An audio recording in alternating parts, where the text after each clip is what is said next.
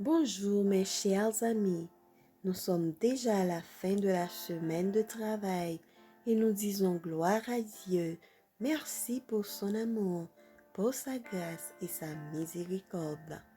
C'est la méditation du jour qui a pour titre L'amour et la fidélité de Jean.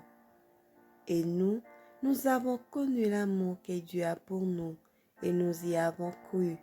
Dieu est amour, et celui qui demeure dans l'amour demeure en Dieu, et Dieu demeure en lui. 1 Jean 4, verset 16. L'amour confiant, le zèle désintéressé qui est manifesté à la vie et le caractère de Jean offre à l'Église chrétienne des leçons d'une incomparable valeur.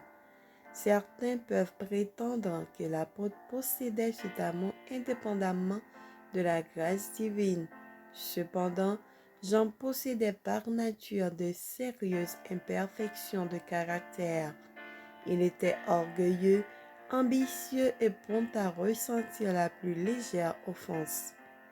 Jean désirait devenir semblable à Jésus et grâce à l'influence transformatrice de l'amour du Christ, il devint doux et humble en de cœur. Son moi se cachait en Christ. Il était intimement uni au cep vivant et il devint ainsi participant de la nature divine. Tel devrait toujours être le résultat de la communion avec le Christ. Là réside la vraie sanctification. Si grave que soient les défauts d'un homme, s'il devient un véritable disciple de Jésus, le pouvoir de la grâce divine le transforme et le sanctifie.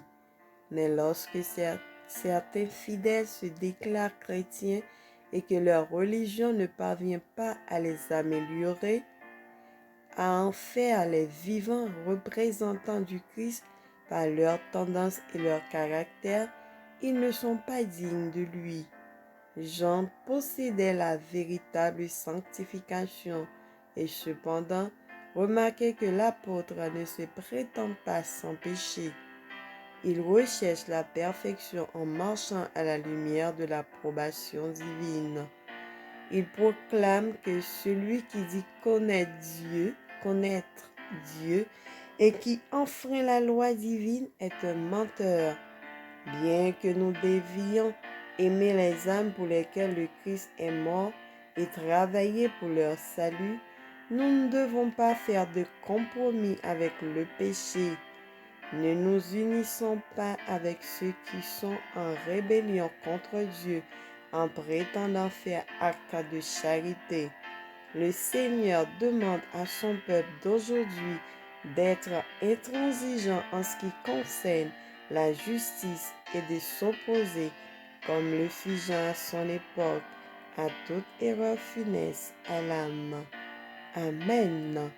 Que le Seigneur nous bénisse et qu'il nous fasse grâce.